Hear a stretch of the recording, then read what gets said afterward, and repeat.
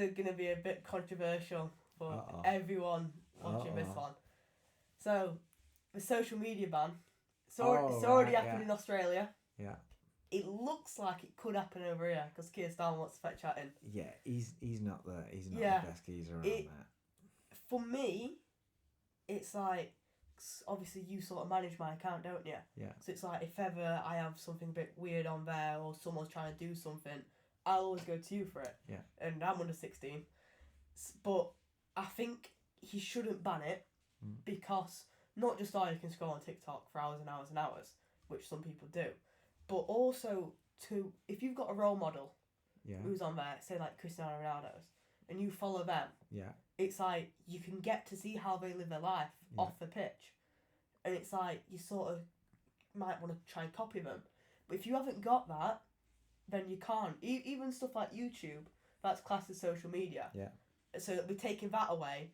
So if you want to go and learn on there for school, say for example, you want to pick up some like little tutoring tips or football, you're studying positioning. Well, your sister, when she was young, learnt how to play the guitar on YouTube. Yeah. You know? So that's a big part of educating yourself on YouTube, is where you just like do these little tutorials. And I think taking that away is wrong because it's sort of part of your childhood in a way.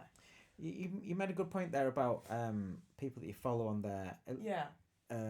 Will inspire you. We look at a lot of we follow a lot of people for motivation for whether it's sport or business, don't you? Even like you're a big fan of Stephen Bartlett, Chris Williams, people like that.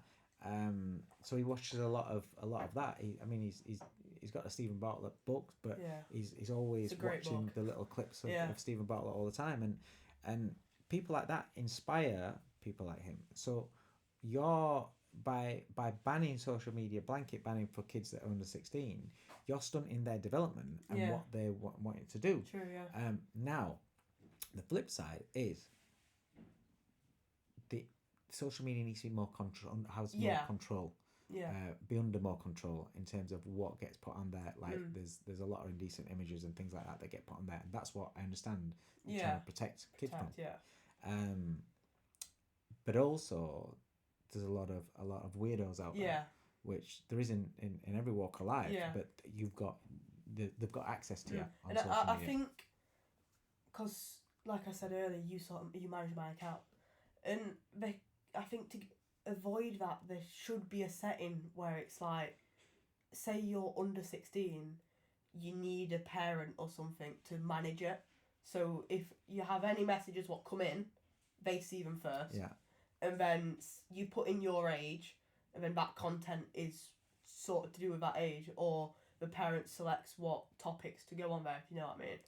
Right, so like it would only come onto your feed under the certain topic. Yeah. So let's say, for instance, for you, say what your interests are: business, football, tennis, golf, motivation. Yeah. So then the only videos that come onto your feed is people that are putting out that sort of content. Yeah. That's a good idea. That is a good idea. Yeah, definitely. In terms of private messaging and DMing, this is where there's as a parent, that's the scary side of things. Yeah. But that's where we've always thought, well, right, I understand that, but we've had an open relationship where we've always spoke about things like that. Anybody that's attempting to, be careful about who you allow to follow you, who tries to message and things like that, and then we'll look at them, see what their account's like, see, and if there's any untoward, then to get blocked straight off and reported straight off, no problem. But that's down to parents to monitor the account. You can't just say, I'm managing my son's account, and then you never actually look at it. You never actually see what's going on. You never check the comments. Yeah. So there's an element of responsibility on the parent. Yeah. But also, I feel the parent needs to be open with the child. If you're going to let your kid, which is what we did, we made a decision to allow you to have your social media. Yeah. Because the world's getting driven. No matter what you got on social media younger than what your sister did, because as time's gone on, it changes. So then, if you're not on it, then you fall behind. Yeah. And now you look at how opportunities coming your way and the experience you've got talking on camera and things like that. it's because you've had access to social media and be able to had access to do things like this with your reels and on your Instagram and stuff like that. So you're getting yourself out there. You're kind of like preparing yourself for a possible career going forward. So I think that's another thing as well, is that anybody who, because now kids who are getting younger, even at school, I want to go into streaming, I want to do this on YouTube. Yeah. It's like you're taking that away from them, where that could be a potential career for them. Yeah, and that's why you can't have a blanket ban over. It's like saying, so cars are dangerous. Yeah. Right, you get in a car, touch wood, never happens, but I could have an accident tomorrow. Yeah. I could crash my car. Does that mean that I'm never going to drive my car? Yeah. Well, I don't want to go in a car in case that happens. You can't do that, because there's a lot of good that also comes from driving that car. Yeah. You know? Definitely. You can say that about everything. You can say that about foods that you have. You can say that about, if you do too much training and you get injured, you train while you're injured, you're going to be even worse. Well, there's all sorts of things where you've got to monitor how you use it, how you do things. And I think social media is the same thing. It needs controls. It needs monitoring.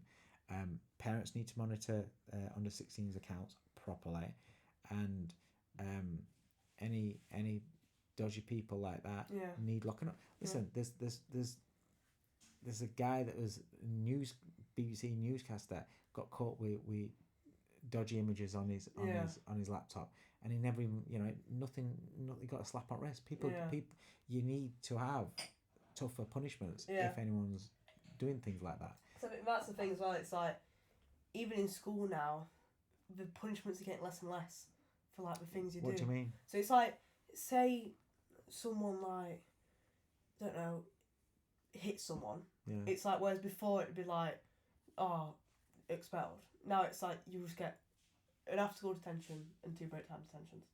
So it's like not just like hitting someone, like people. Like in my day at school, mate, the fights going off all the time. There'd be like people getting bullied, all sorts of things. And it's like, so I'll use bullying. It's like you get sort of told to, it's called SLT. You get told to them, but then it's like nothing really happens from that. They very rarely follow up, so the kids just get away with it. It's like, it sort of follows from school, doesn't it? Yeah. But it's been an interesting chat, that. Interesting chat. I'm sure there'll be a lot of opinions on that, and there'll be people who'll disagree what we have to say. But I think you put a good point about yourself. I mean, it isn't something that will suit everybody and fit everybody, and everybody will agree with it. It is a controversial subject, but again, it's another thing where Keir Starmer was looking at taking away choices for people. Yeah. And I think that's a dangerous thing. Yeah. But let us know your thoughts in the comments below, and thank you for watching this video.